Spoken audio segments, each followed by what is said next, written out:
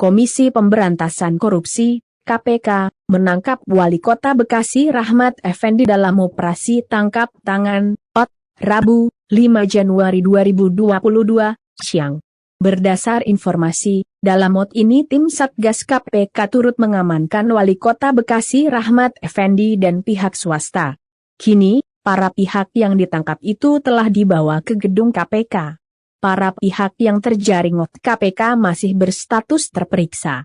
Betul ada tangkap tangan di Bekasi, kita masih bekerja, kata Ketua KPK Firly Bahuri saat dimintai konfirmasi, Rabu, 5 Januari 2022.